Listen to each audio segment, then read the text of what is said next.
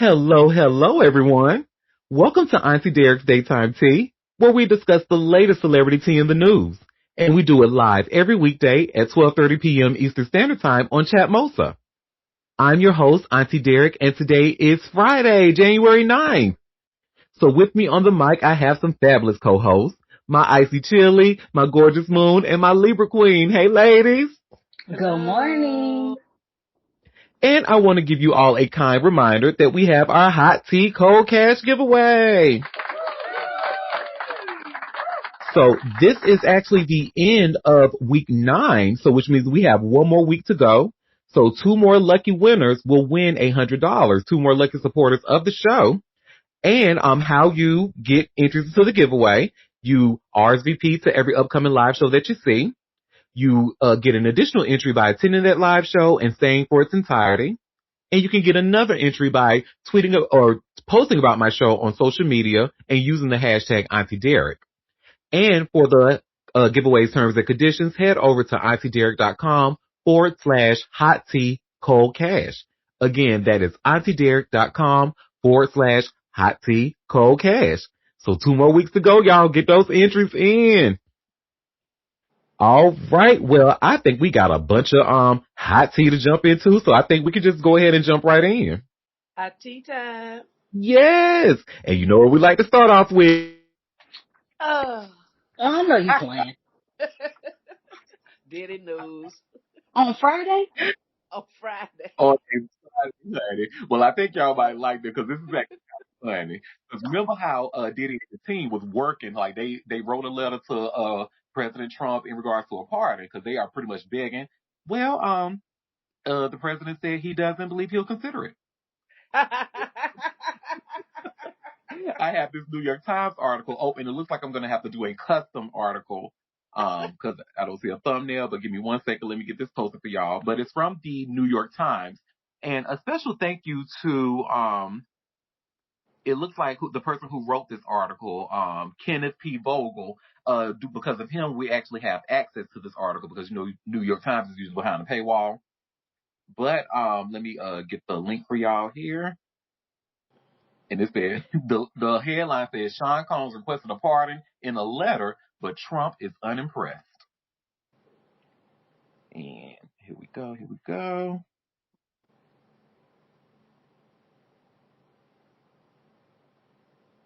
You know, when you, do this internet stuff, you just got to do some workarounds. It's all good. Because New York Times don't want y'all to, get a cute little preview. So that's all right. We do it ourselves. And let me get this photo of Diddy. So you can have a photo for the article. And here you are. So you should see where I posted on slide 4, where I put the headline, Sean Combs requested a pardon in a letter, but Trump is unimpressed by way of the New York Times. Well, the music mogul Sean Combs wrote a letter to President Trump seeking a pardon. The president told New York Times in an interview on Wednesday. Mr. Trump said he is not considering granting the request. Mr. Trump also indicated that he had no intention of pardoning several other high-profile people when presented by a Times reporter with names of some prominent inmates. Those include Nicolas Maduro, the ousted leader of Venezuela, who is facing charges for narco-terrorism and conspiring to import cocaine. Robert Mendez, the former senator from New Jersey, who was found guilty in 2024 of trading his political influence for gold, cash, and a Mercedes-Benz convertible. And Sam Bankman-Fried, the cryptocurrency entrepreneur who was convicted in 2023 of stealing billions of dollars from customers. Mr. Trump was also asked about whether he would consider pardoning Derek Chauvin, a former Minneapolis police officer who was convicted of murdering George Floyd during a 2020 arrest, a case that spurred worldwide demonstrations for racial justice. Mr. Trump said, I haven't been asked about it. Mr. Menendez, Mr. Bankman-Fried, Mr. Chauvin, or their supporters have sought clemency from Mr. Trump through public appeals or behind-the-scenes outreach involving the president's allies.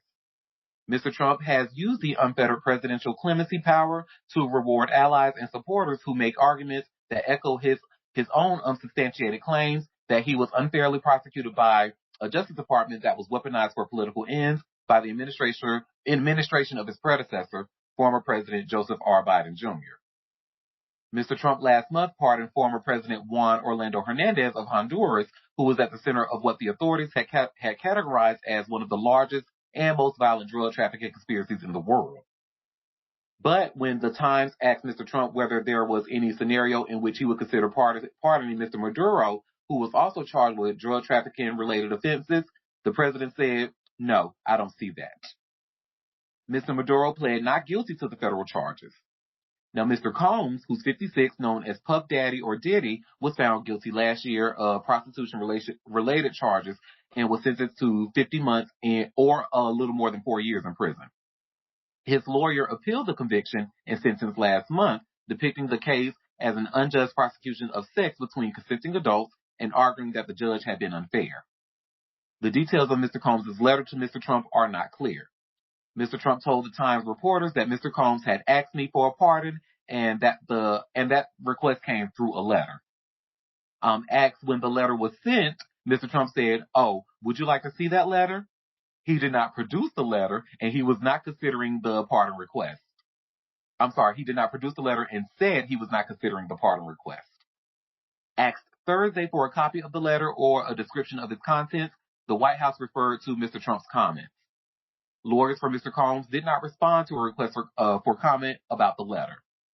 The existence of the letter had not been previously reported, though Mr. Trump had indicated in other remarks that Mr. Combs had asked for clemency, but that he was not inclined to grant it.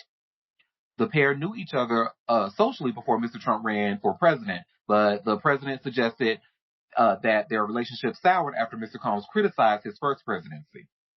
I was very friendly with him. I got along with him great, and he seemed like a nice guy, Mr. Trump told the cable network Newsmax last year, adding, "I didn't know him well, but when I ran for office, he was very hostile." Mr. Trump indicated that Mr. Combs' criticism makes a pardon more difficult to do. Well, These reporters ask some fucking dumbass questions. Why are they asking, is he gonna pardon Maduro? What? Are y'all okay? Are y'all fucking okay? Is there any type of what's going on? Look, we have a comment saying he wants Diddy to kiss his ass. Girl, he probably wrote that in the letter. That's probably why they ain't produced that letter yet. Yeah. He can pardon all the people that stole money. But Yeah. he can't pardon. Now, I don't want to get a pardon. I'm just saying. But he pardoned all the people that stole money from people. Well, he don't care about that part. That's not the part he cares about. He cares that Diddy was fighting against him being president and wasn't on his side. That's what he upset about.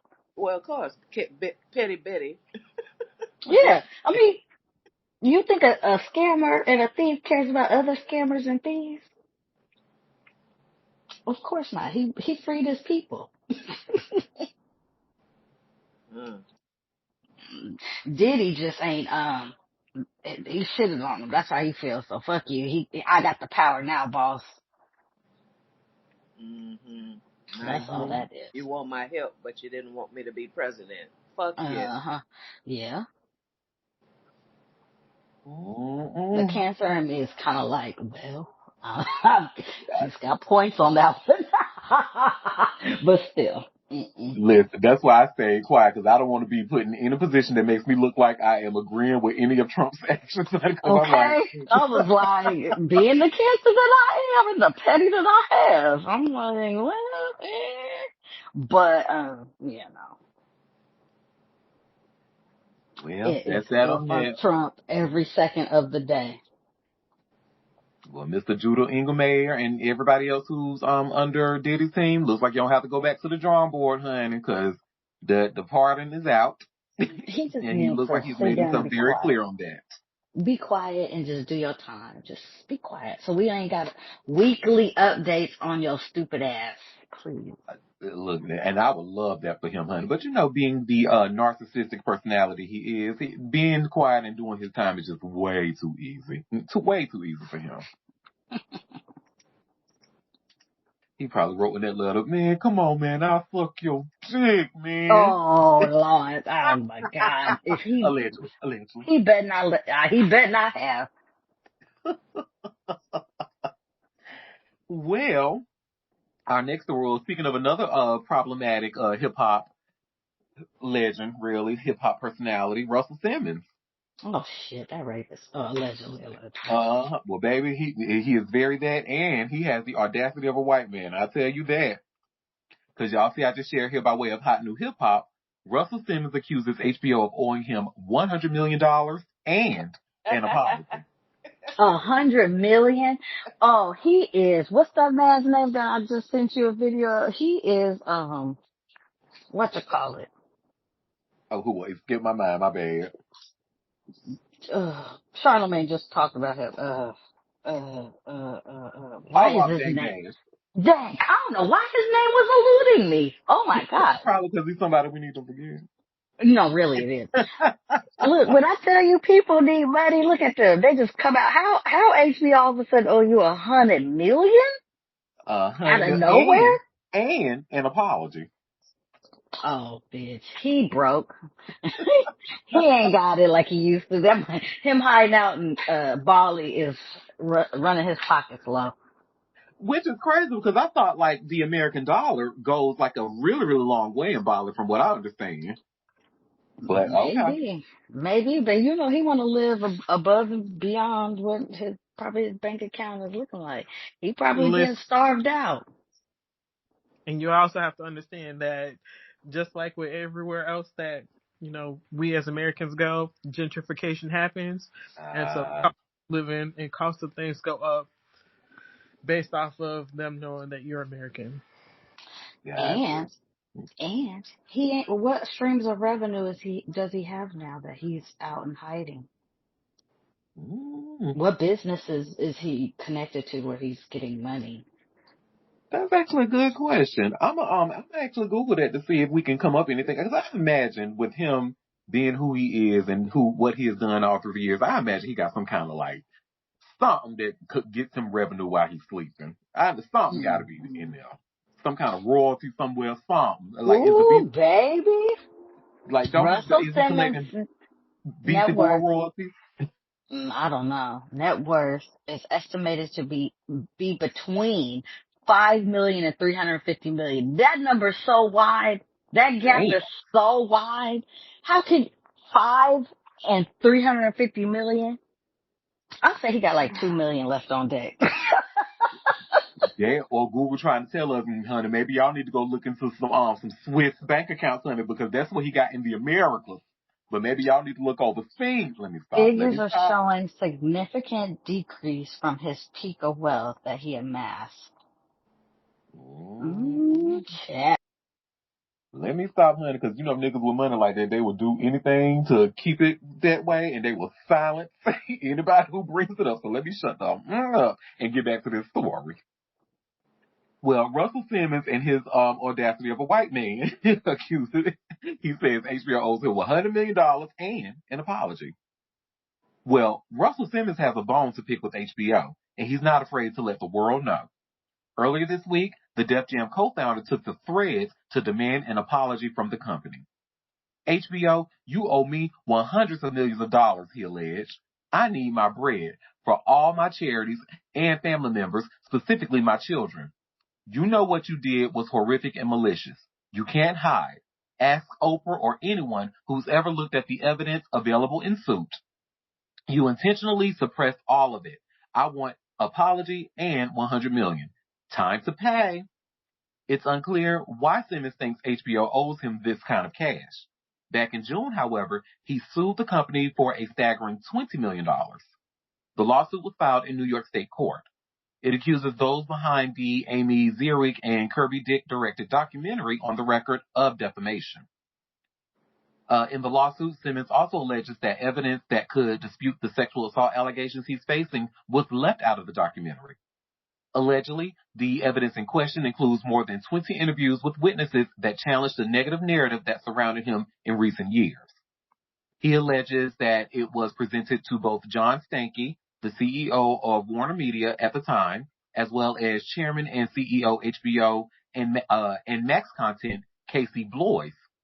Allegedly, it was ignored. Simmons' attorneys also accused doc producers of ignoring information that would have been discovered with due diligence and adherence to accepted journalistic standards, in addition to non-polygraph tests.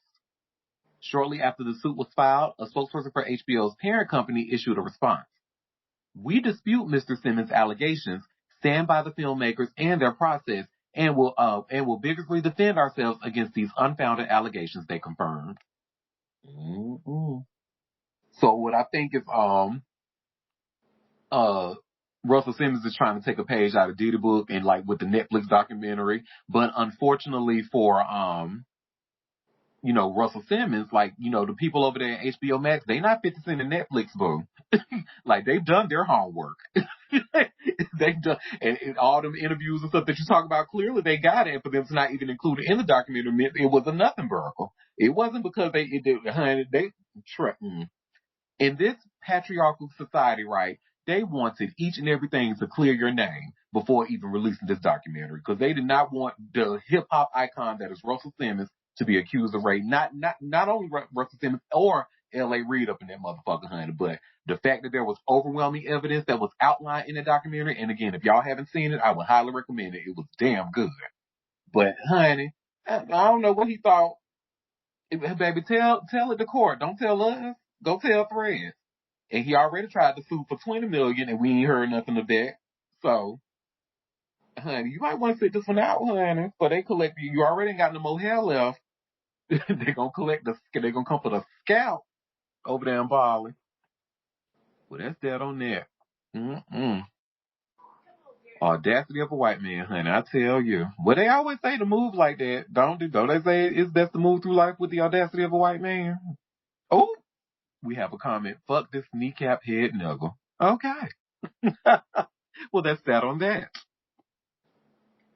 Well, our next story, so it looks like Milagro Grams, honey, is asking the court for more time. She said, oh, Judge, I need more time, honey. This is just too much. And, I just need to tighten up. All my attorneys done quit on me, girl. I need more time, honey. Well, y'all see I just shared here by way of hot new hip hop. Milagro Grams asked the judge for more time as Megan Thee Stallion case tightens up. Get her ass, Megan. Well, the legal back and forth between Megan Thee Stallion and blogger Milagro Grams just took another turn.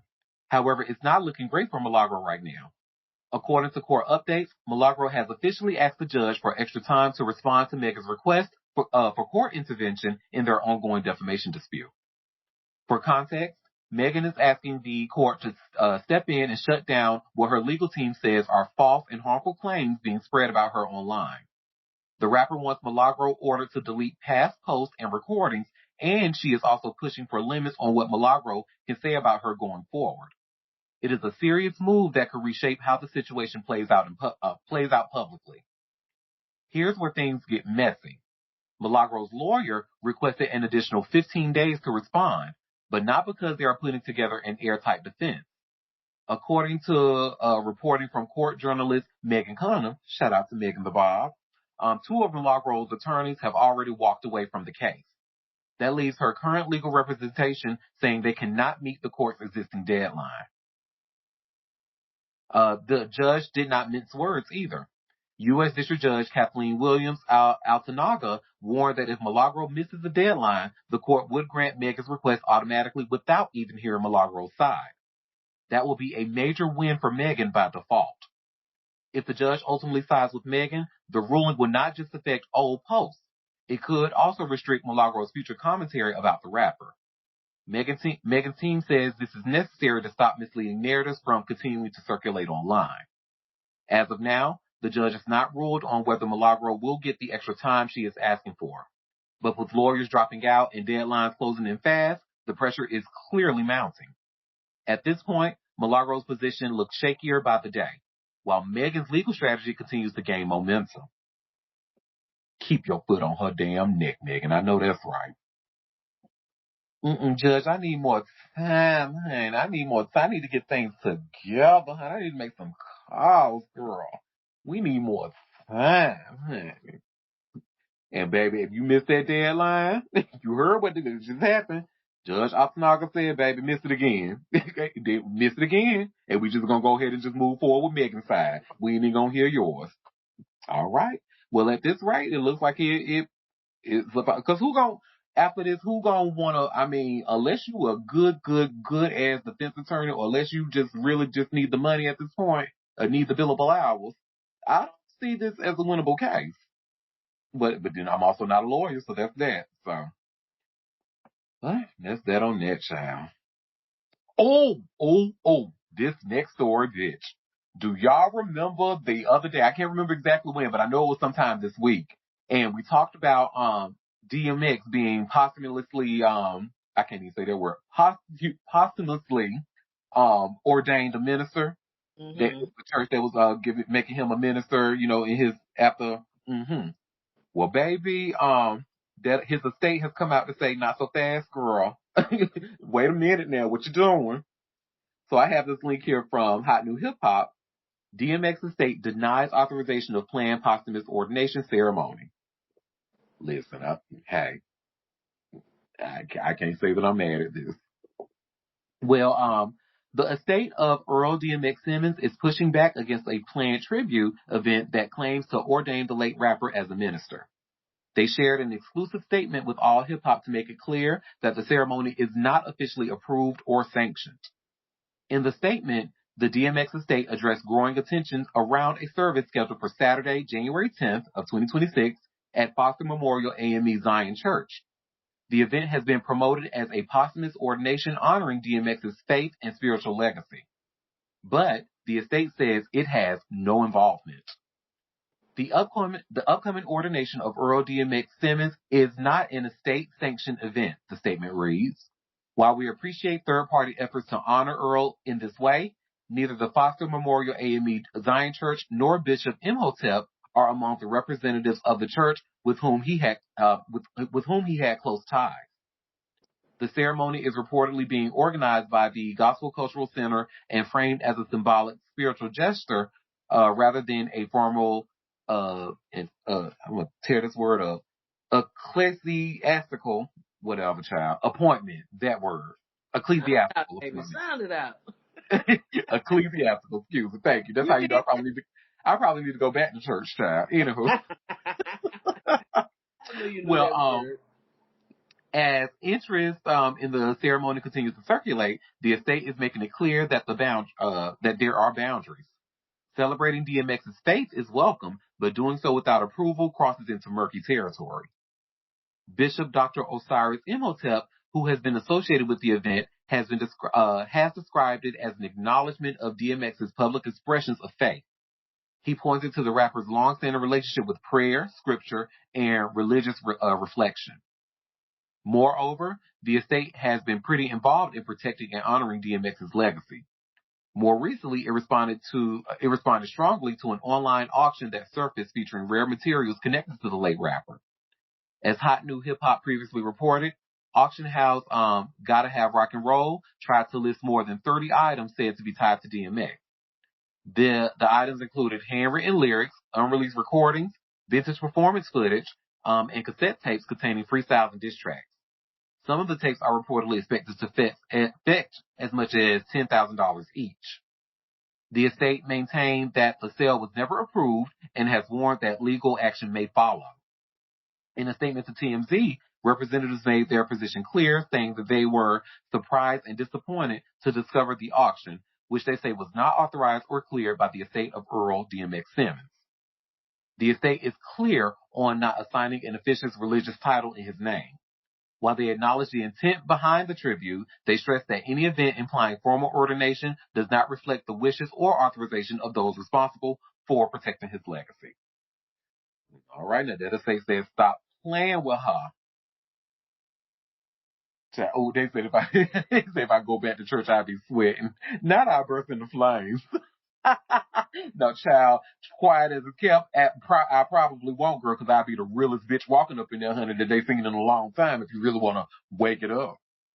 Look like songs. So let me sit my corpy on that. Honey, they don't like a real bitch, honey. A real bitch who say real things. So that's that on that. That estate said, girl, stop playing with her. Don't play on his name. We did not authorize this. And, I mean, we get it. That's cute, but, don't play on his name like that. I just, even back when we were talking about it, I just, it wasn't, it was off to me. And I think even Gorgeous Moon even mentioned, even that doctor's name, like Imhotep, what was his name? Yep. And it's given that. Well, that is that on that, honey. What we got next, child? Oh, y'all. Did y'all hear about Fetty Wap? Fetty Wap is out, honey. He done got out early. Well, welcome home, Fetty Wap. Good for him. Yes, honey. And I have this link here from Hot New Hip Hop. And y'all should see Fetty Wap delivers message to fans after being released from prison. Well, Fetty Wap is a free man and much sooner than we were all told. The New Jersey rapper, who's now 34, is out of prison as of today, it seems, thanks to a report from Lauren LaRosa. The Breakfast Club panel member shared a video of him speaking with a few people in a meeting room of some sort of addition to a message he has for his fans. It reads, I want to thank my family, friends, and fans for the love, prayers, and continued support. It truly means everything to me. Right now, my focus is on giving back through my community initiatives and foundation, supporting at-risk young children by expanding access to education, early tech skills, and vision care for young kids and students so they can show up as their best selves. I'm committed to moving forward with purpose and making a meaningful impact where it matters most. It goes on to say, overall, this is extremely exciting news for Fetty, his loved ones, and his fan base. Initially, the My Way hitmaker was slated to be freed in March of 2027. However, in the latter third of 2025, starting in September specifically, his release date kept getting bumped up. That month, January 8th, 2027, was the new date to circle. However, in November, it got moved to December 8th of this year. So right now, we are unsure as to why Fetty Wap is out so much earlier. But as the video and message above suggest that they have in this link, he's all smiles and ready to be better and make a difference.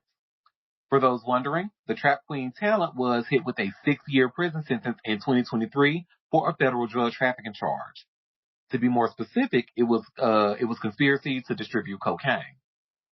Since then, he's been in a low security facility in Minnesota called FCI Sandstone. On top of his bid, Fetty was expected to serve another 5 years of supervised release. We will have to wait to hear more information in the coming days and hours if that stipulation remains. Up until today, we haven't heard from or seen much of what Fetty's looked like during his time behind bars. In the video, he appears to be rocking his dreadlocks. He was also bundled up wearing a black hoodie, a checkered gray and black beanie, and black sweatpants.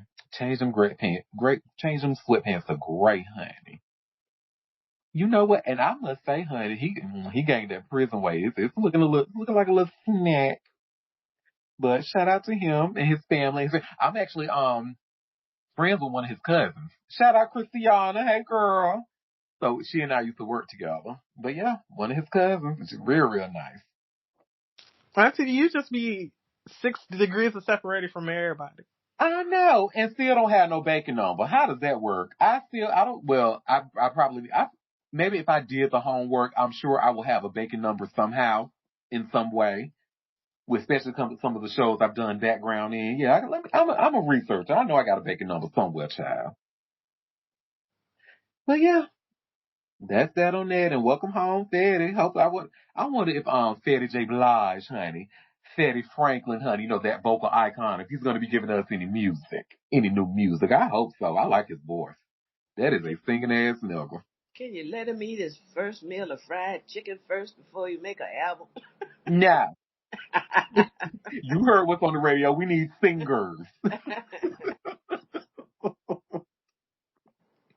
Oh, well, y'all, somebody who is not having the same kind of luck, honey, Young Buck. Baby. So now this is actually a very interesting story. So y'all see I shared here by way of all hip hop, Young Buck gets 8-year prison sentence. And here's why he won't see a cell. So, Young Buck has avoided prison time after entering a plea deal in Tennessee that will keep the former junior rapper out of jail despite receiving an 8-year sentence. The Nashville-born rapper pled guilty to possessing a weapon after being convicted of a felony in Tennessee court this week. Buck received an 8-year sentence with 30% suspended, meaning he will serve 2.4 years through community corrections rather than behind bars. The community corrections sentence means Young Buck will serve his time through supervised probation, community service, and other court-ordered programs rather than in a traditional prison setting. This type of sentence allows offenders to remain in the community while completing their punishment under strict supervision.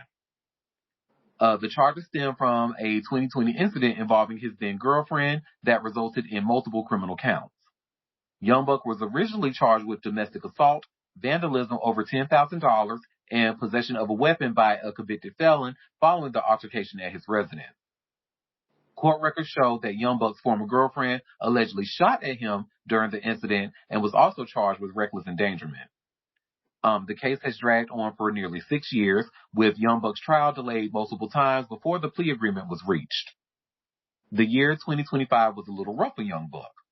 In April of 2025, he was sentenced to 30 days in jail for violating his bond conditions at least 6 times, according to the Sumner County District Attorney's Office. The violations included missing court order check-ins and failing to comply with other bond requirements. The rapper's incarceration sparked protests from his supporters who gathered outside the Sumner County Courthouse in April of 2025. Dozens of fans and community members held signs and chanted in support of Young Buck, arguing that the charges against him were unjust and that he was being treated unfairly by the legal system. Sheriff's deputies monitored the peaceful protest, which lasted several hours as supporters called for Buck's release and questioned the handling of his case. So, yeah, like I said, very interesting. So, but I have to say that program does not sound like a bad idea.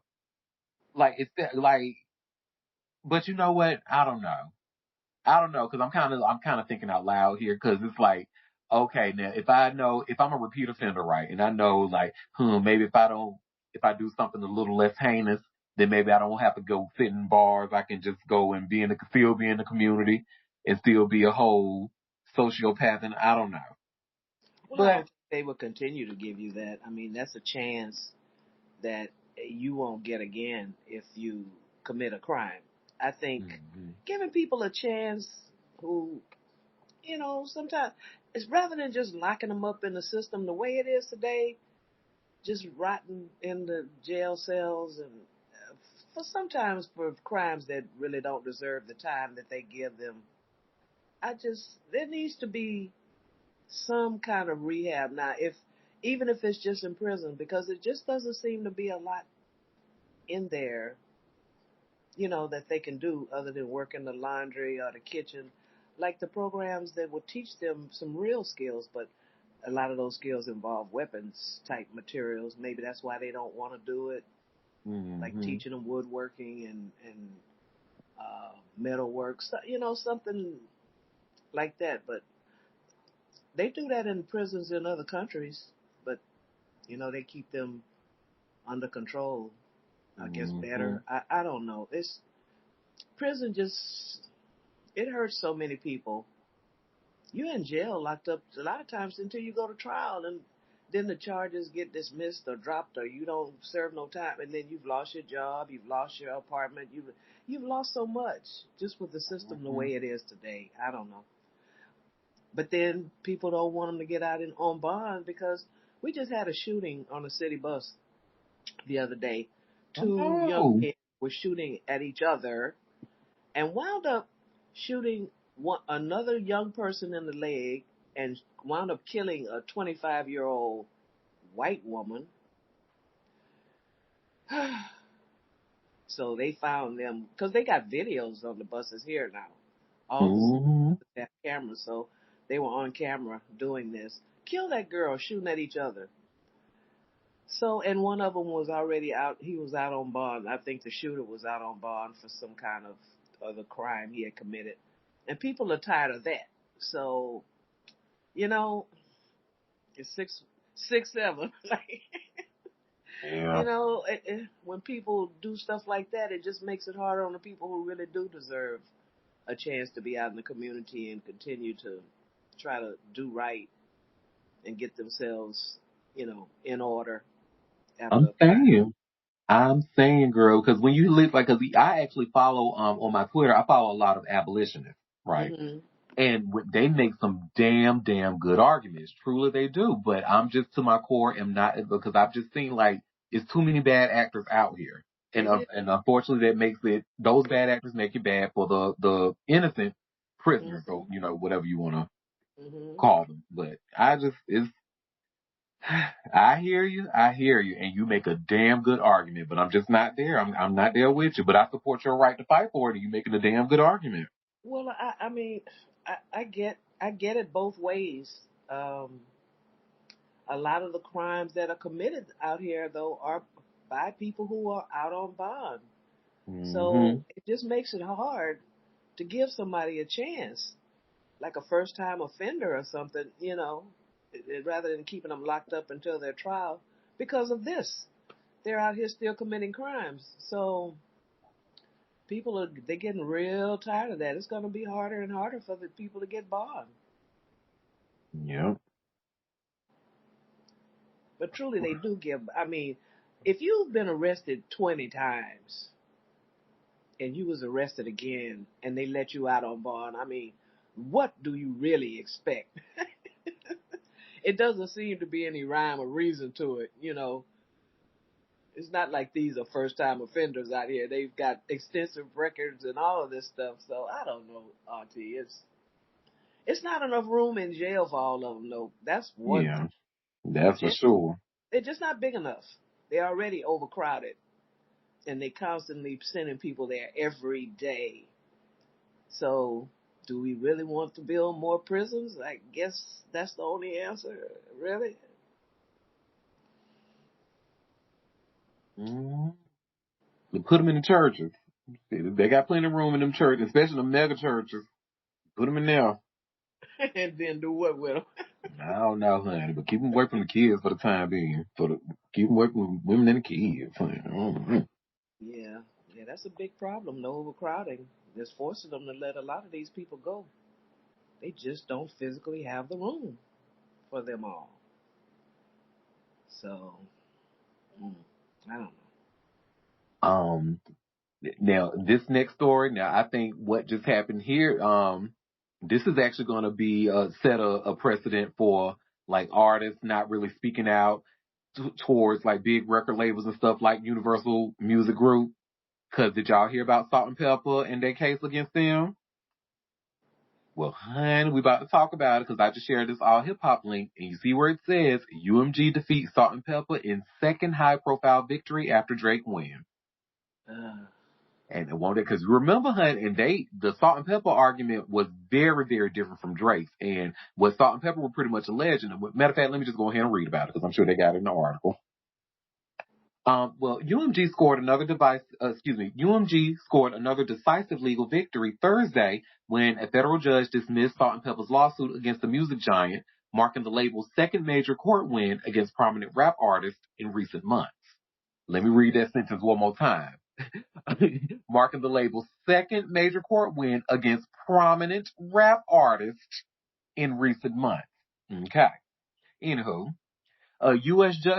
District Judge Denise Cote ruled that hip hop pioneers Cheryl James and Sandra Denton failed to establish ownership of the copyrights they were trying to reclaim under federal law. The judge said Salt and Pepper never owned the master recordings from their 1986 agreements and therefore could not terminate rights they never processed. Terminate rights they never possessed. Excuse me. Um, the dismissal represents UMG's latest courtroom triumph after the label successfully defended against Drake's defamation lawsuit over Kendrick Lamar explosive diss track "Not Like Us" in October 2025. Salt and Pepper sued UMG in May of 2025, alleging the label retaliated against their copyright termination efforts by removing classics such as Push It and Shoot from streaming platforms. The duo argued they follow federal law allowing artists to reclaim music rights after 35 years, but UMG rejected their notices and removed their catalog from Spotify and Apple Music. Judge Coates' ruling emphasized that copyright termination rights only apply to authors who executed original grants. Since Salt and Pepper's complaint failed to show they ever transferred copyrights to anyone else, the court concluded they had no legal standing to terminate non-existent transfers. UMG celebrated the decision with a pointed statement calling the lawsuit baseless and noting they had attempted to resolve the matter privately before litigation began. The label stated that it made multiple efforts to improve Salt and Pepper's compensation and to ensure fans access to their music without any legal obligation to do so. Salt and Pepper's lawsuit had sought declaratory relief, damages, and a permanent injunction to stop UMG from interfering with their rights. Their complaint noted that Push It alone has generated over 210 million Spotify streams and continues earning millions in royalties and sync deals.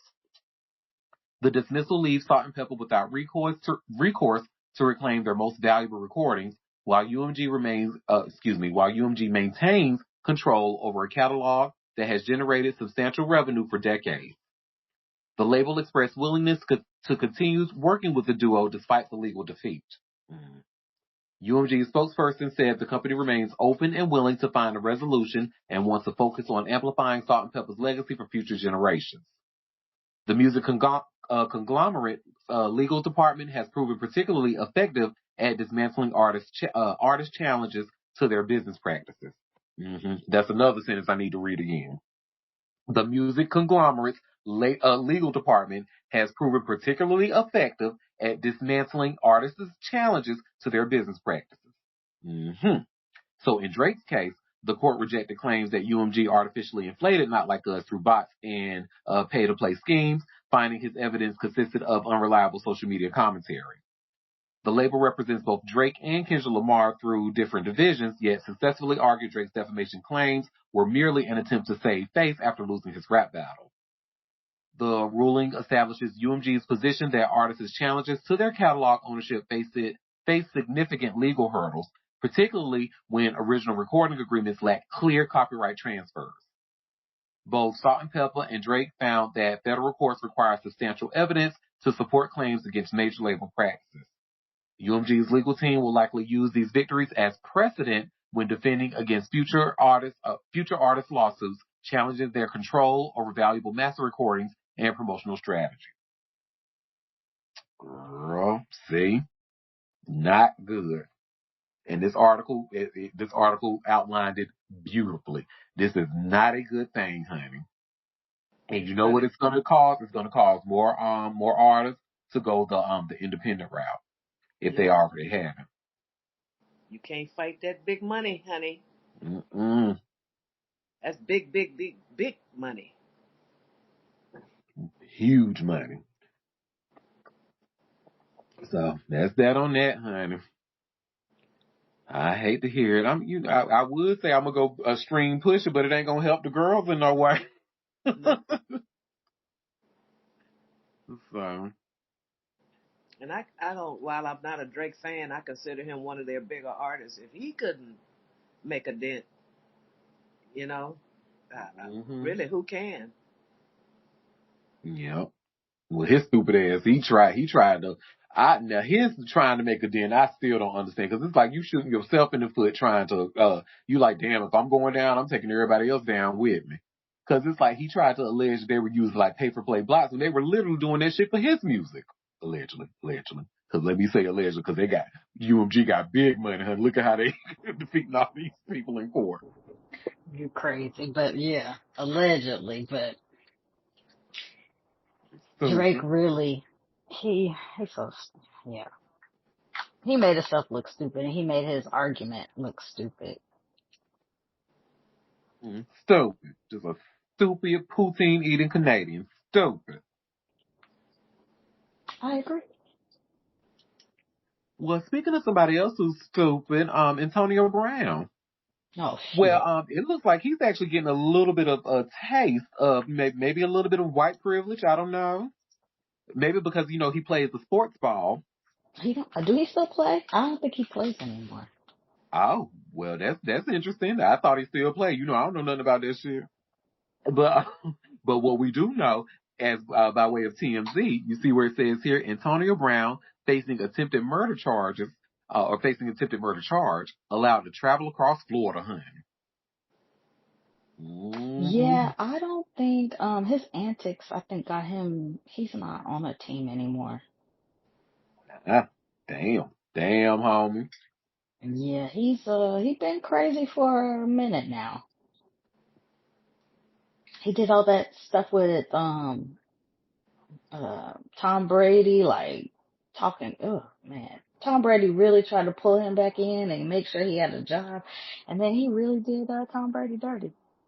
Mm-hmm. And we have a question in the chat. Ain't he the nigga that was in the pool with his big black cock out? Yes, that's the very same Oh, man.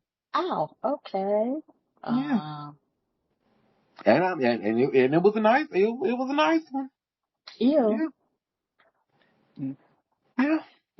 Well, Antonio Brown and his big black cock will ew. soon Antonio Brown will soon be able to leave the confines of Miami and travel across Florida, if only for a few days, after a judge approved the former NFL star's request to traverse the Sunshine State for business. Brown's lawyer, Mark, is that Eiglarsh, filed a motion on Monday seeking the court's permission to allow Brown to make the 4-hour, roughly 280-mile drive from the southeastern tip of the peninsula to the west coast of the state for 6 days. Hammy, I just want you to know, bitch, I almost said Venezuela, but I stopped myself. I almost said it, bitch. Anywho, so, um, during this period, Mr. Brown has several scheduled work-related meetings and business engagements with Energetic Exotic, Florida's premier exotic and luxury car rental company, Eyeglass wrote, according to court documents. In addition, he has multiple prearranged music studio sessions. On Friday, Eyeglass told TMZ Sports that Judge Tinkler Mendez granted their motion despite objections from prosecutors. While it's for business, it'll likely be a nice little escape for Brown, who was placed on house arrest, albeit the most lax form, in November during a court appearance stemming from a second-degree attempted murder charge. AB was extradited from the United Arab Emirates late last year after a warrant for his arrest was issued, all stemming from Brown's alleged actions at an Aiden Ross boxing event in May, where he's accused of trying to murder a former friend, Zul Karnayan Kwame Nantambu. Antonio is facing a second-degree attempted murder charge, but because of potential aggravating factors, he could face up to 30 years in prison if convicted. Lock him in that big ass black dick away, honey. They say too many penis references in one story. Of the penis. Touche. Exactly. I agree with that. Well, it ain't our fault, honey. Look, blame Jesus. It ain't our fault y'all be carrying them damn 3 legs in your pants, honey. Mm-mm. Mm-mm. I need you to drink some ice water. Cool down. You're right, girl. Let me sip on my coffee. I didn't say hot. I said ice water. I know, because I think the coffee made it worse. Like, damn, I am I even more know. horny? What's going on? You look amped up today. Well, so this next story, child. So remember how we went over a story yesterday? We were talking about, and first of all, hey, Puppy. I forgot to say hey to Puppy. But remember how we went over a story yesterday and we talked about how Nick Reiner and they trying to pretty much make it seem like his killing his parents is everybody else's fault but his. Child. Well, now he's actually thinking that too, girl, because he was like, well, why am I in jail? I'm white. I should not be here. And you all should see where I just shared here by way of TMZ. Nick Reiner believes he's the victim of a conspiracy after parents' murder. Why are they why are they listening to the crazy person? Why are they giving him a voice? Oh my God. You know, because they got a documentary that they got coming on tonight at 8 o'clock, and y'all better not even watch that bullshit. Fuck Tim. Oh, you brought me. Oh, you know that made me mad again. How you gonna have a documentary on something that happened last week, bitch? That shit don't make no fucking sense. Get 'em, girl. And Harvey should know fucking better.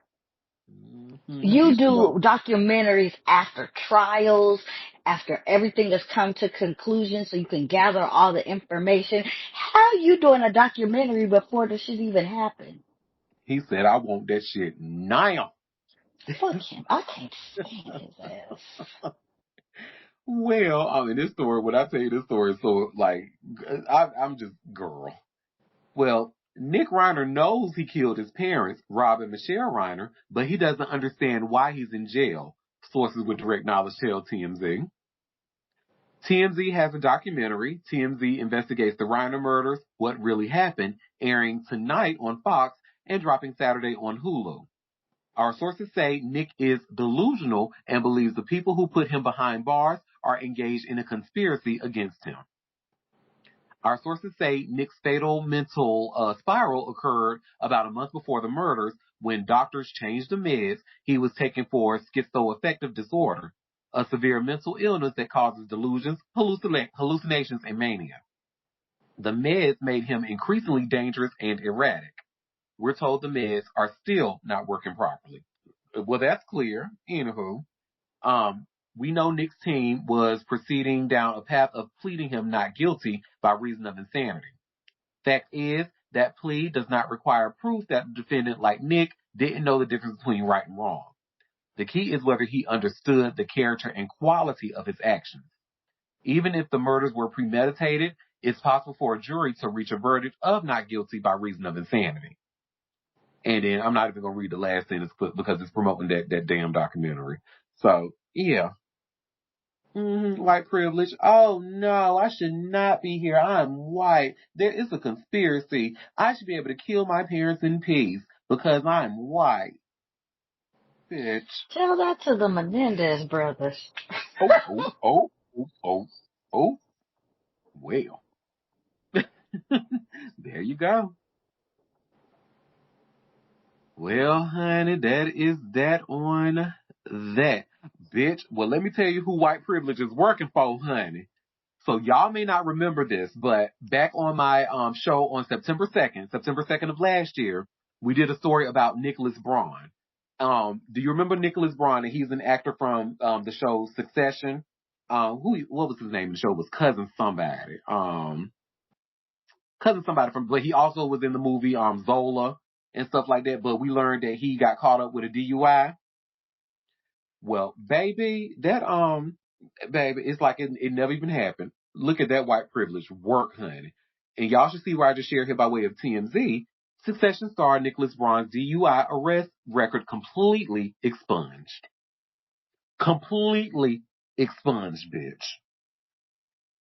Well, Succession star Nicholas Braun is free and clear after his DUI arrest last summer. TMZ has learned the record has been completely expunged.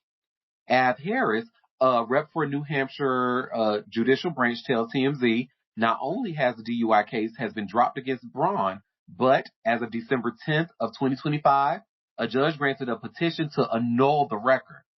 A certificate of annulment was issued December 17th, meaning the public record has been completely erased, like it never existed. We reached out to police, prosecutors, and Braun's defense attorney to find out exactly why the charges were dropped. So far, no word back. But this is all great news for Braun, considering he owns a bar called Ray's in New York City. As we reported, good old cousin Greg, that was his name, cousin Greg in Succession, good old cousin Greg pled not guilty to the misdemeanor DUI charge he was arrested for in August. The 37-year-old actor was ordered to stay away from alcohol, narcotics, and controlled substances while the case was still active. But that's all behind him now. Nicholas, of course, has appeared in several movies, including Zola and The Perks of Being a Wallflower. But you can likely see him next in his own bar now that he can, I guess, drink again. Cheers. God, look at that whiteness work, honey. Completely expunged, baby, like it never existed. It didn't even take a week to do it. That was magic, cause there's a lot of white folks that's wrapped up in that. That white privilege is not doing that for them.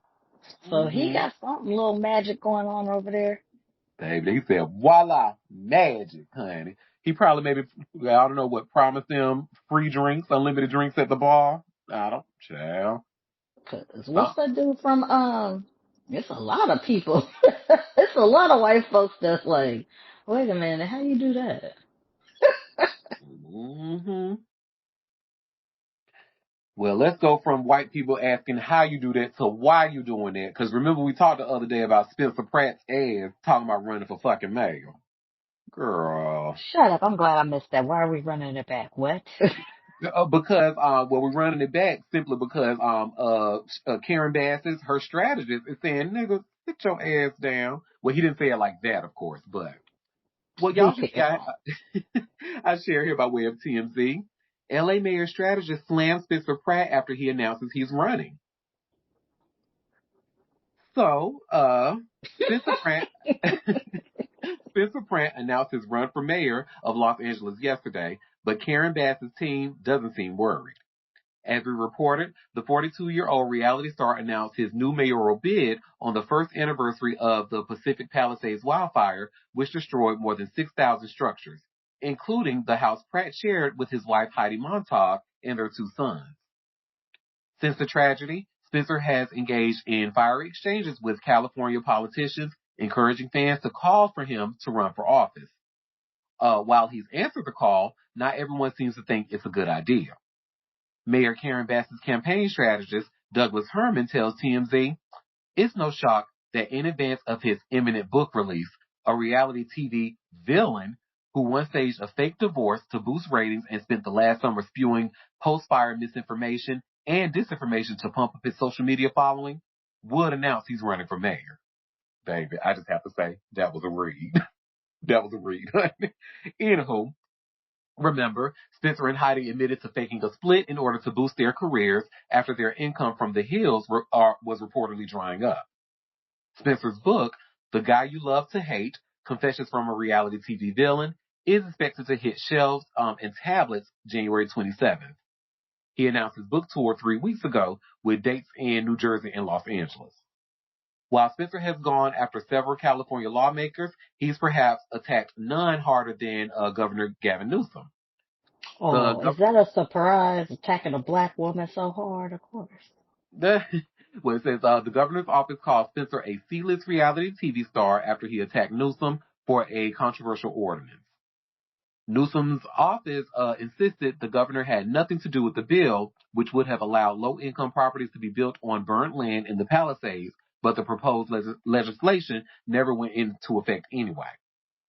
In an interview with KABC TV Tuesday, Bass says she's always thinking about the Palisades, and she will not rest until the Palisades looks like it did before January 7th of 2025.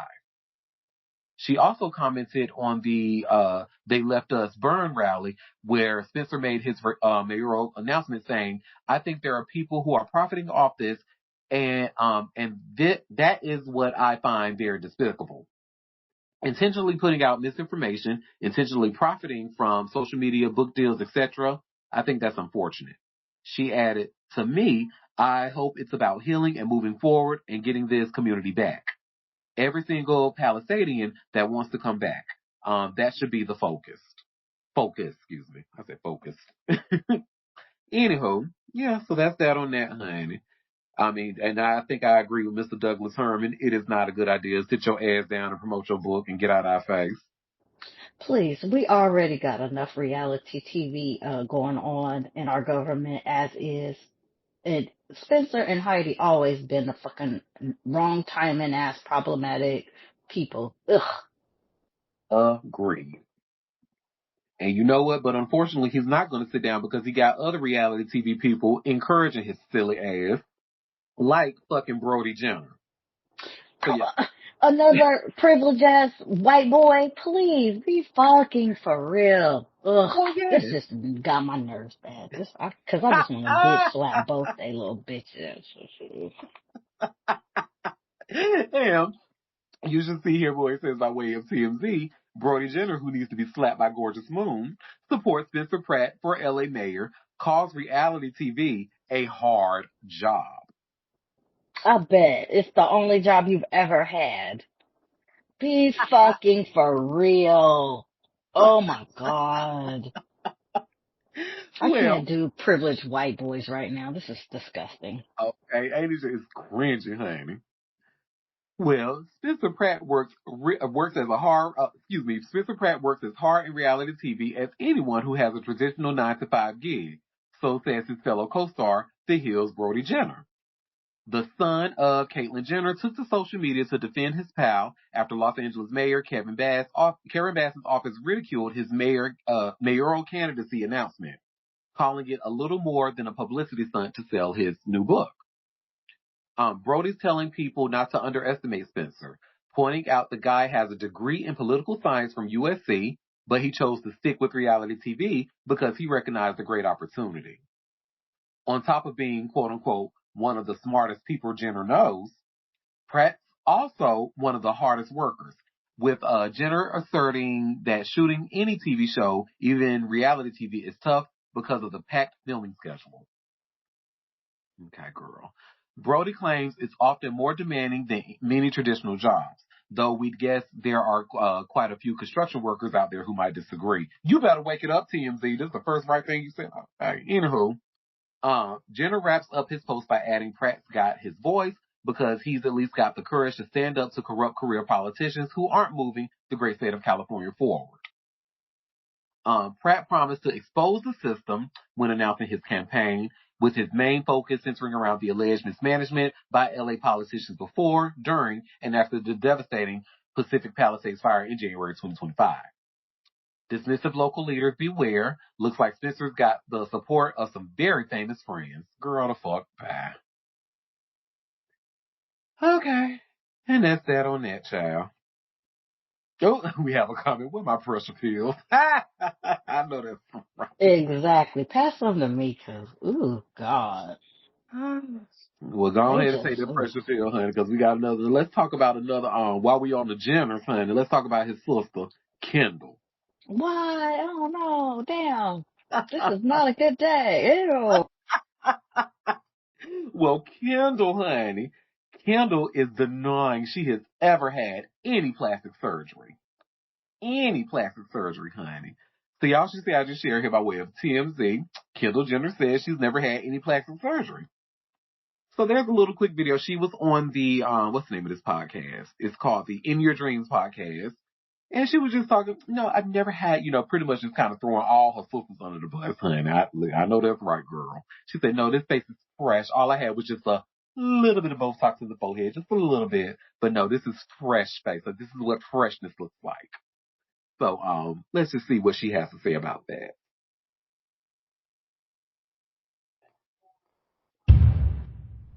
Okay, wait, keep going. Sorry. So you're not going to convince anyone about... Oh, yeah, I'm not here to convince anyone, but I'm just here to tell you the truth. Totally. Totally. Which is the fact that I've never had any plastic surgery on my face, nothing. I've never had any work done. I told you the only thing I've done twice, I've done baby Botox in my forehead. I didn't love it, and I don't love it, and I consider it sometimes, but then I'm like, my eyebrows are so straight and low to my eyes that I actually really enjoy the movement that I have. Totally. So if anything, I did it for fine lines, but do you feel like it I've only done PRP. Rid of the fine lines?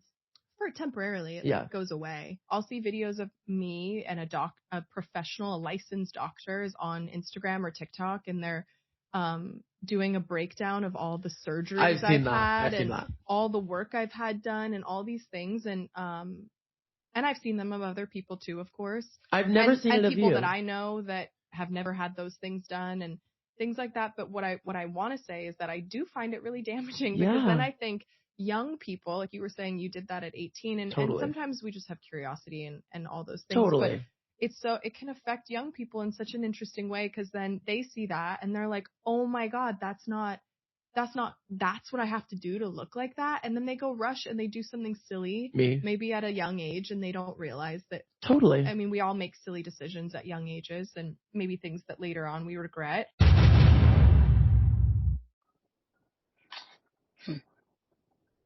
I don't understand why 18 to 20-year-olds are worried about fine lines. Listen, wake it the fuck up. Are y'all kidding me? but and that's why they be looking crazy. So, But also keep in mind, Moon, we are also speaking with black privilege. Maybe like non-black the people. only privilege we got. Yeah. 'Cause seriously, maybe non-black people, that is something that they truly have to worry about around those ages. And what actually woke it up for me, a white friend of mine who just got married. Shout out to him. Hey Tom. So we were out we were at work one time on a break and we were just talking and he actually saw a picture of mine on Facebook. You know how Facebook tells you like the on this day or whatever. And at that time it was a picture from 8 years ago. And he was like shocked. Like he was like, "Oh my God, you look the exact same as you did from 8 years ago." Now, in black language, that's really not, because 8 years for black people is like, okay, like, yeah, I mean, 8 years ain't that really, it doesn't really make much of a change for us in 8 years. However, when it came to him, baby, oh Oh my yeah. God, because I see what he was talking about. It was like two very different people. So I said, I guess I can see why he was surprised. Oh, white people morph multiple times during their lives.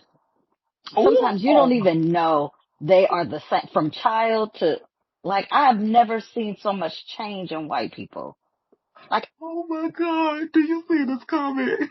no, wait, hold on, let me It look. says like curdled milk. Well, well, some of them do move like curdled milk. Oh my God. No, it really does. Cause if you go, I went to my class reunion and there were people like, oh, you remember da da da da. And I was like, who the fuck are you? No, I don't. No, who? I don't have no recollection. But then Yeah, there are some white people that do look the same. yeah, And that's kind of rare for them because they usually morph multiple times into different people. And you're like, who are you?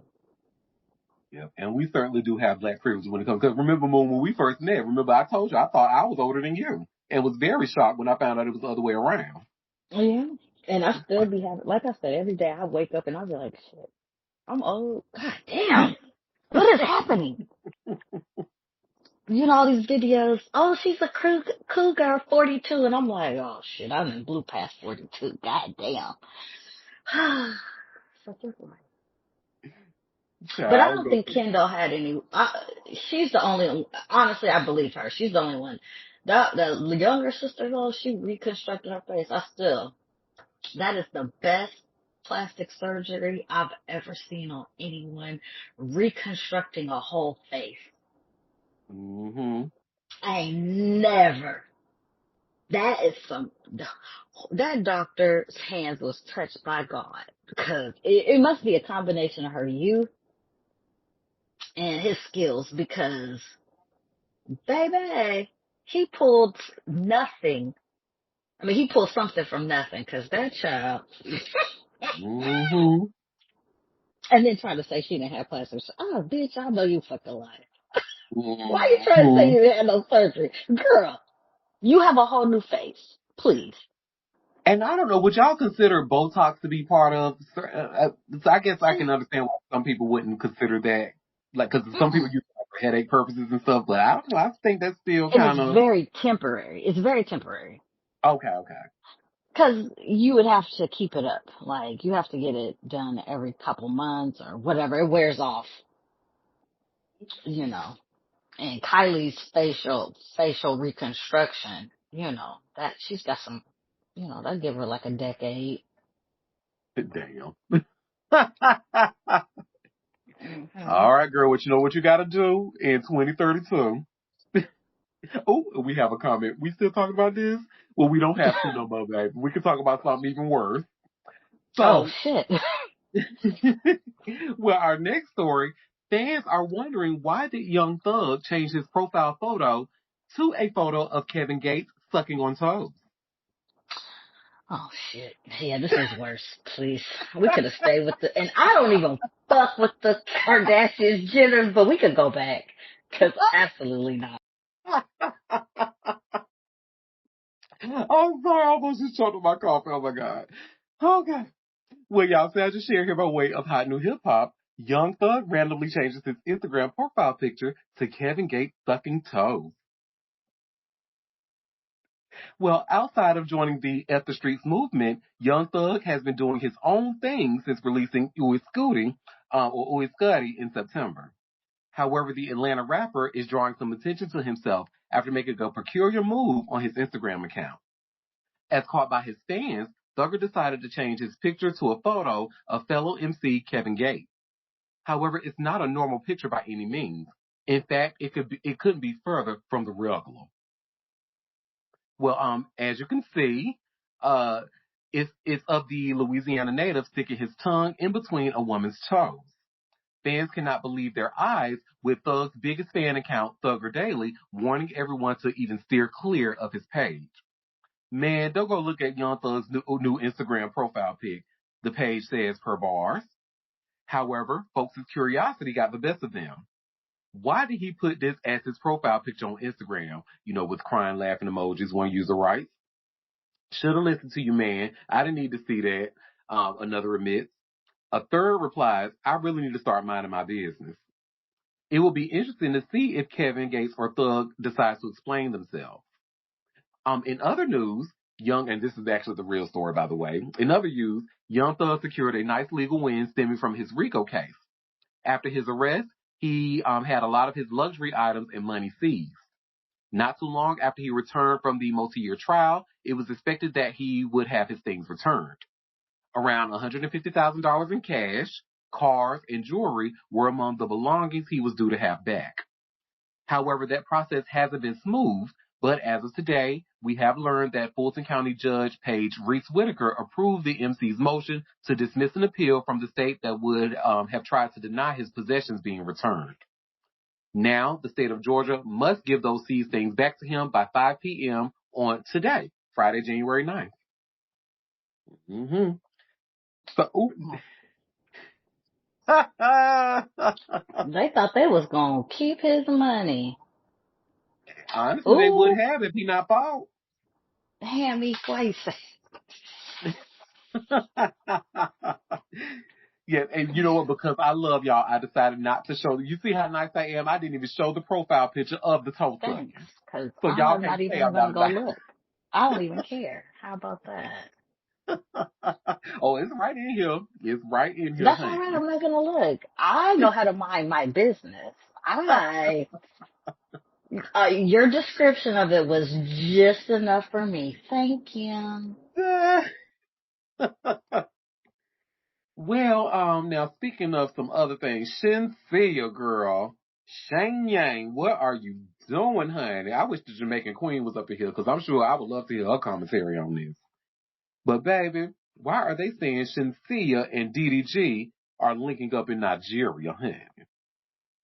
And y'all see, I just shared here by way of Hot New Hip Hop, Shenseea and DDG set off dating rumors after linking up in Nigeria. Well, the internet is already in a full Baywatch mode to kick off 2026, and this time all eyes are on DDG and Shenseea. Social media started buzzing after footage surfaced showing the two artists together in Nigeria while celebrating the new year, leaving fans asking one simple question: what's really going on? No, really, Shenseea, what's really going on, girl? Are we Anywho, talking about doo-doo garbage? yes, Ew, Doodle Lord. girl, and Shenseea, who's supposed to be a rebel, honey. You can't tell me what they do, what they go, outfit dress. That's my shit, honey. Okay, And Rebel could still be a bird. you know what? You're right. Because clearly. Well, videos making the rounds online show DDG and Shenseea linking up overseas, and that was more than enough to send timelines into speculation overload. Neither artist has commented on the nature of the trip, but that hasn't stopped fans from breaking down every clip, angle, and vibe like it's a full investigation. The pairing caught people by surprise, especially since both have been moving pretty independently lately.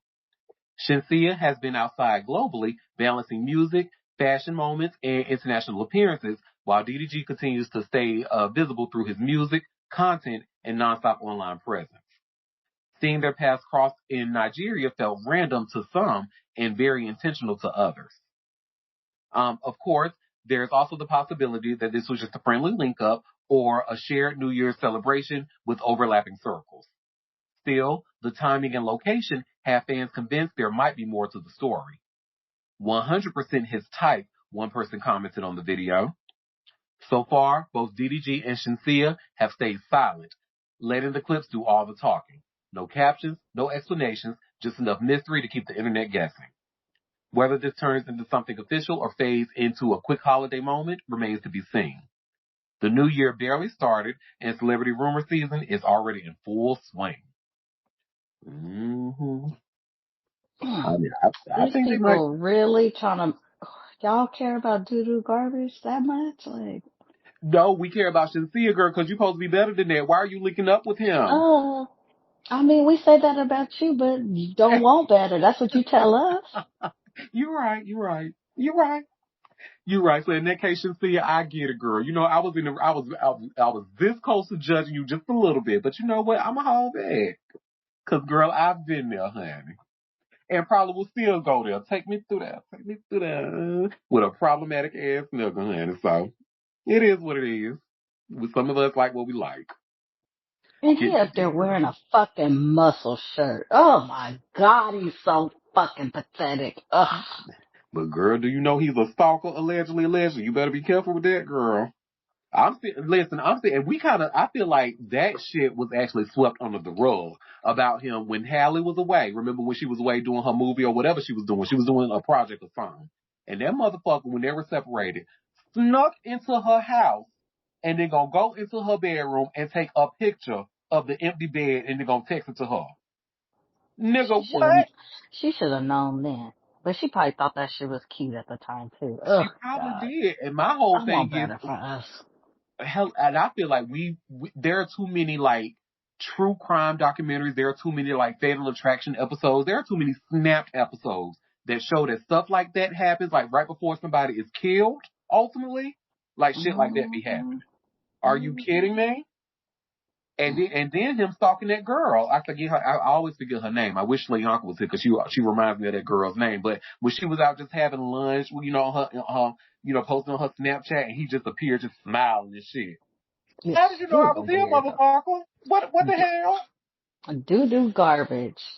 I said as soon as when Hadley, I said, why she get with that? Why she get with that boy? Why she get with that? He is going in the peak of her career, girl. What is you do? Oh, release us, Lord. Well, you know what? I think she knew what she was doing. That's probably why she hid that pregnancy at first. She knew it. What do you mean? You know she knew she fucked up? Yeah, I mean, well, her baby's a blessing, but fucking with that nigga, Yeah, she knew what he was, and my ass was blinded by young love. I'm like, oh, they're so cute. Oh, I'm hoping for them. Oh, whole time I needed to shut the fuck up and stay out of straight people business. I said, girl, bruh, what is you doing? You finna be a mermaid Disney prince? Like, girl, bye. What is you doing? Well, we be sabotaging our own damn selves sometimes. Lord have mercy. So we have a comment. Okay, that's nice. What's next? Well, what's next? Libra Queen, out of curiosity. Ain't no fucking curiosity, okay? There is none. Thank you. We know how to mind our business. Well, so I think I know the answer to this question. Have y'all ever heard of a person by the name of Stove God Cook? Every time you come up with a name, I'll go, maybe this will be the time I know who they are. Well, you know we're going to talk about him because, you know, any chance that I can talk about something with, you know, Rock Nation or Messy Dancing, we're going to talk about it. So, y'all see I just shared this link from Hot New Hip Hop. Stove God Cooks asks Jay-Z for help getting out of his deal. So, Stove God Cooks is done being quiet about his situation, and he's asking for help from one of hip-hop's biggest power players. The Syracuse-born rapper recently jumped on Instagram and took to his story with a direct message for Jay-Z. He wrote, "Yo, Hov, get me out of this shit." A post that immediately started making rounds online. The plea comes as fans continue to wonder why Stove God hasn't released a new album in years. His last full-length project, Reasonable Drought, dropped back in 2020 and quickly became a cult favorite. It was praised for its gritty storytelling and stellar production. Since then, there's been plenty of anticipation, but no follow-up album. He has released a couple of singles, including El Pueblo and Goat Stamp, which fans were surprised and excited about since they were unexpected releases. However, according to speculation, the delay has less to do with creativity and more to do with business. Stove God is said to be still tied to Baby Grand Records, and the deal appears to be holding up his ability to release new solo music. While he still stayed visible through standout guest verses and close ties with Westside Gunn and the Griselda Count, fans have been vocal about wanting a proper album release. So by publicly tagging Jay-Z, Stove God is clearly leaning into the idea of Hove as a symbol of artist freedom and industry savvy. Jay-Z has long been viewed as someone who understands the traps of bad deals and how to escape them, making him an obvious figure to call on, even if the post was partly tongue-in-cheek. So far, there has been no response from Jay-Z, Roc Nation, or Baby Grand.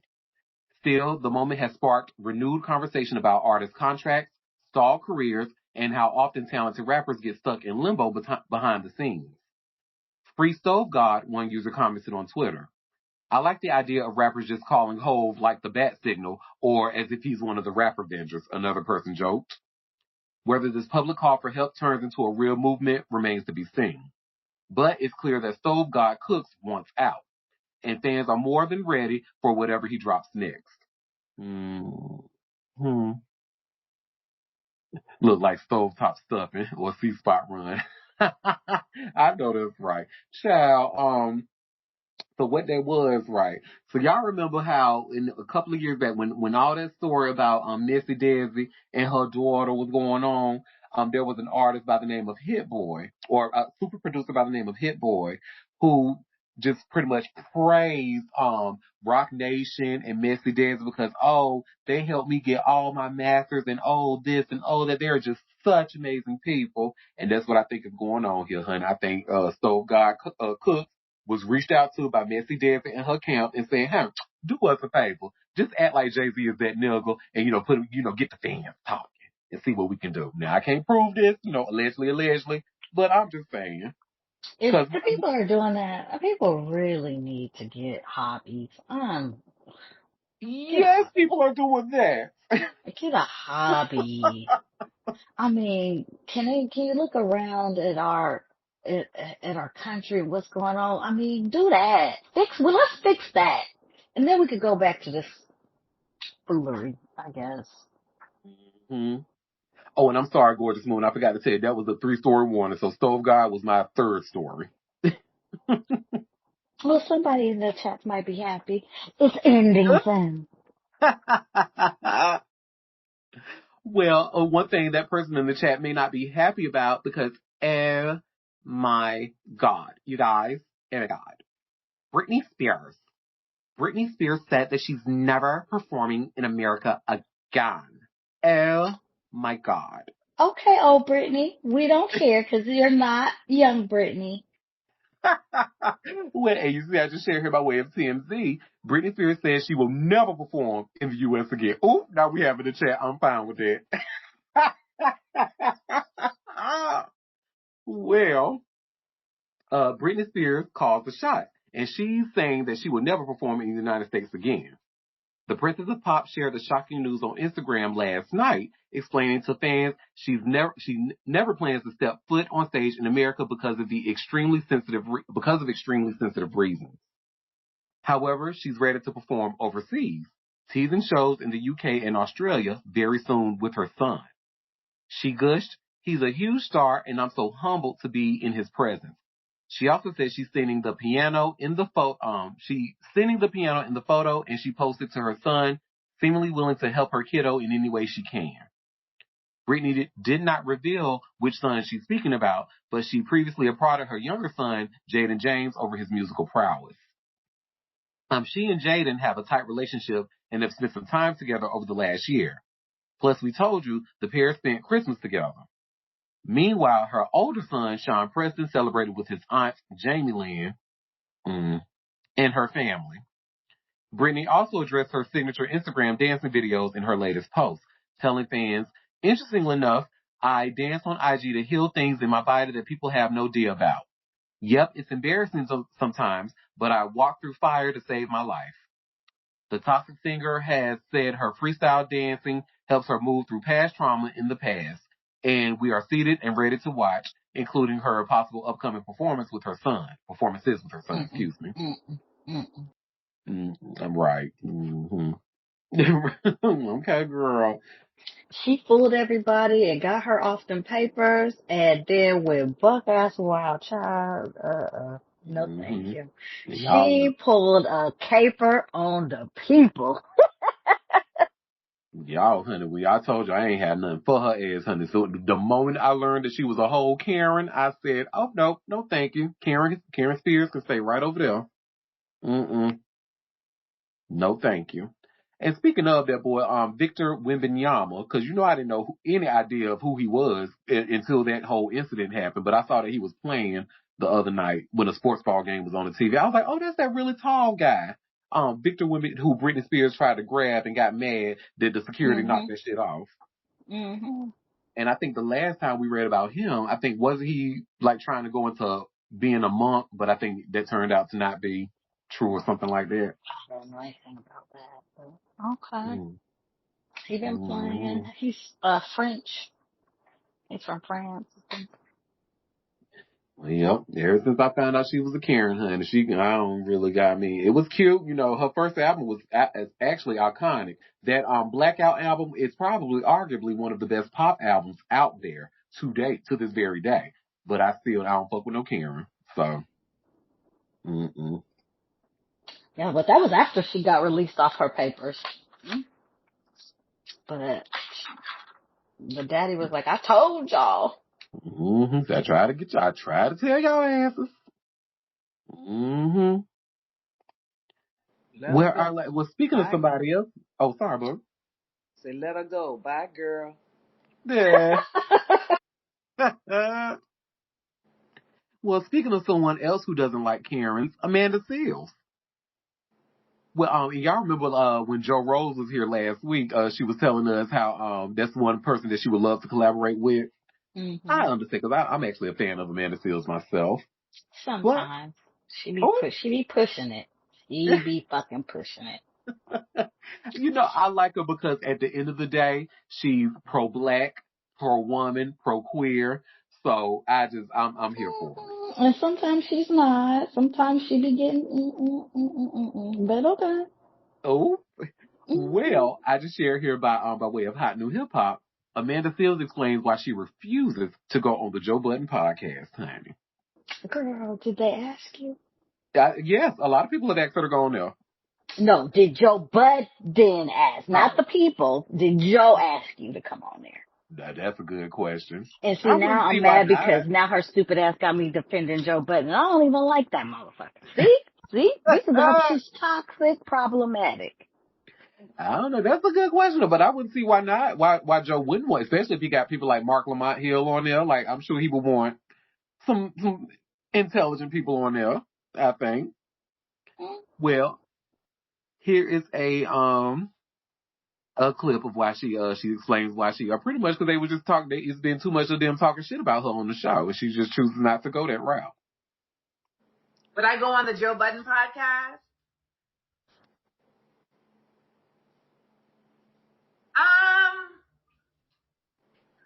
I just don't want to go places no more where people have said things mean about me. Like, I wouldn't have gone on Tasha K if I had actually done the research that I should have done and seen the way that she's talked about me in the past. She was lovely in person. I'm not going to take that from her, but the way that she has spoken about me in the past is deplorable. Deplorable. Like, truly, truly deplorable. So, like, there's people on that podcast that I consider my friends, right? I've known Joe since I was 19, but then he has other people on there that I'm just not interested in talking about or talking to. And they have my name in their mouth, and I just feel like they are not of any interest. Okay, that's the one part, and this is the last part. To me.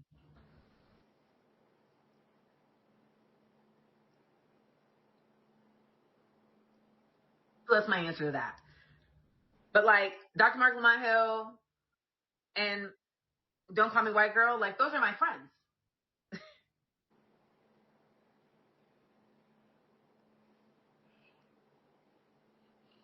I will watch Dave's comedy, but I'm not going to give you feedback on it.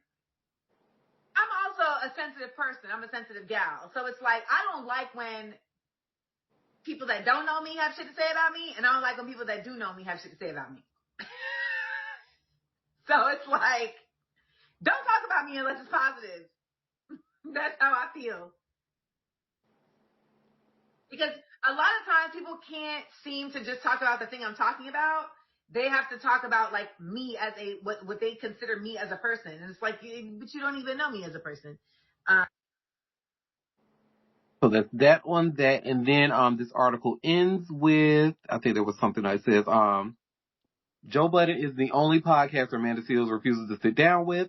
Last month, she discussed her relationship with Charlamagne the God of the Breakfast Club, revealing that the two are no longer friends. Why would I do a podcast with Charlamagne? We had a great chemistry until I realized he was a ridiculous person and he was a snake. So then we don't have great chemistry anymore. He's not an intellectual. Like he reads books. He's not a dummy, but he's not an intellectual. He's not. He don't got no backbone. He sits there and regurgitates the same crap, Seal said, as caught by the root. Right, well, she kind of ate that one. But two cancers not getting along. Oof, that's scary. Oh, well. Well, cancer men don't get along with that. I actually, I get along with a lot of cancers. I get along with most cancers in general. There's sometimes I don't, but. And you know Like what? You're absolutely right. That was not fair for me to say. Cancer men are actually great people, just not as boyfriends or husbands. Or husbands, yeah. But, Amanda, sometimes, she be going off and sometimes she be really right and sometimes she be really wrong. But also she doesn't think that she's the problem. Like, when you fall out with everybody all the time, girl, sometimes it's you. It's you. It's you. It's you. I rock with you when you're right, but sometimes you're not right. You're not. You are a very effective, those people who really can talk really fast and spew out points, to dominate the conversation, make their point or to make like their point is correct. She kind of has that skill, the gift of gab type of thing. But sometimes she's really wrong. And girl, all these people falling out or doing something wrong to you, are you sure it's not you at any point? Okay. Now, one thing I wish she wouldn't have done was that whole, because that shit was a waste of time, honey, that sit down with them black conservatives. And I'm like, why did I even watch this bullshit? I already knew from the beginning it was going to be some bullshit. And sure enough, it was a whole hour. Jubilee is a waste of time at this point. Yeah. It's just the entertainment grab, click grab, rage bait shit. What was she selling that she went off on the people about? Who? Amanda? Mm-hmm. She was selling something? Mm-hmm. And I don't know. remember if the orders were slow coming or, I mean, she went off. I forget what it was. I run a small business in her Calabasas home. Oh, recently including selling her Calabasas home. No, it wasn't about a house. It was a product she was selling. A book or something? I can't remember. Selling her art and books, like what would the ancestors say? Huh, I guess. Oh, she's selling her home, child. Oh, money tight. Sure. I'm going to Google, and it does say something. It says Amanda Seales was selling merchandise through her business, Amanda Land Export, which included unique items meant for emotional and education enrichment. but she recently faced issues with shipping delays and canceled some orders, leading to backlash from fans.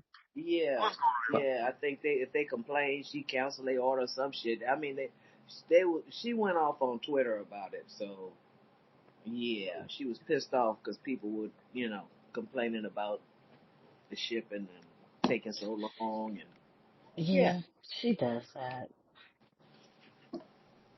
that's why she's selling her home now. I don't know. Well, I mean, I don't think she has, I mean, you fall out with Issa Rae at this point, who's gonna pick you up? Well, it wasn't Issa she fell out with, it was Issa's assistant. I thought she came for Issa. She said something slick about Issa too. She pretty much just said how Issa didn't, she kind of sat back and let it happen. But no, her problem one with Issa, it was always with that assistant girl who threw shade. And actually, actively, that's where it came from. Because Amanda, she was like, hey, I'm coming to this party and hang with y'all. But apparently she's trying to make it seem like the cast don't like Amanda. Like, oh, we just don't rock with her. So when she's trying to sit down, at the seat with everybody, oh, we don't have a seat for you. What do you mean you don't have a seat for me? Well, so-and-so is supposed to get my seat. Oh, the girl who got a problem with me is supposed to get my seat. Okay, girl. That's how that all went down. So now it was a whole, now I sound like I'm defending Amanda Fields, but yeah, it was. I just let you go off. Go ahead, boo. You got But it. her problem was never with Issa. She's went on record to say that. It wasn't Issa. It was that girl. I don't know. She always got a problem with somebody. Now, one thing I do love and respect about her is that she's not gonna let you talk about her because she has I believe a doctorate in Black Studies or African American Studies or something like that, or the African American. Something she got a black doctorate in. And when people come at her with some like them black conservatives try her with that anti-black shit, absolutely, and she shut it down. Now she do know her Black history.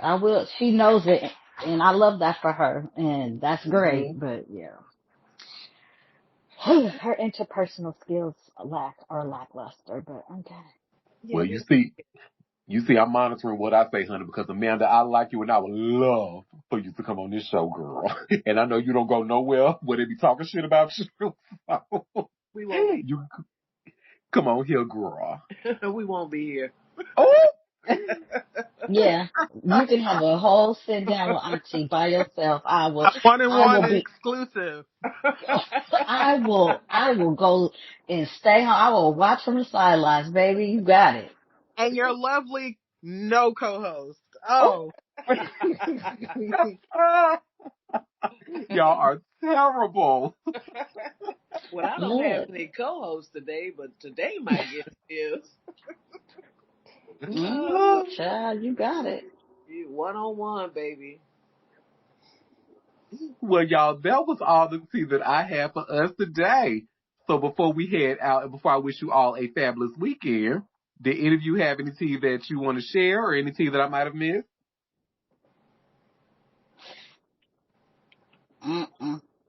You posted the tea that I was gonna talk about, I think. Oh, I did. About Fetty Wap. Oh, yes. Welcome home, Fetty. I told y'all, honey, I don't even want him to eat no steak. You ain't got time for no steak. Get in that studio, sir. We need vocals, vocalists, music. Get in the studio, Fetty. Fetty J. Blige. Fetty Vandross. What is wrong with you today? Hammy, I think you went too light today. I need you to tighten up. I know it's a Friday, but come on. It's Friday. Hey, gotta get down on Friday. Now, why do you support that queen? No, did y'all know she was making new music? Well, it's new-ish because I think it came out like last year sometime, and it's actually not bad. Who? Rebecca Black. All these. Is she white? Yes, girl, she was white and iconic. Again, I'm gonna say this on record. You was a white man in another life, or a white woman. Cause the way you go up for these raggedy ass white pop stars is, I don't even understand it. Listen, I told you that would explain why I love niggas so much, honey, because I love me a black man. So that probably explains I probably was a whitey in my past life. But yes, honey, Rebecca Black. I'm sure you remember her moon though, because everybody was talking about her some years back. What was this, like in 2009? And she was a 14. Oh yeah, well she was a 14-year-old girl at the time, and that song Friday was so bad that it went popular. Like it was so bad that people she like catapulted into. It's kind of vaguely familiar. Don't say that. He gonna tell you more about it. You're right.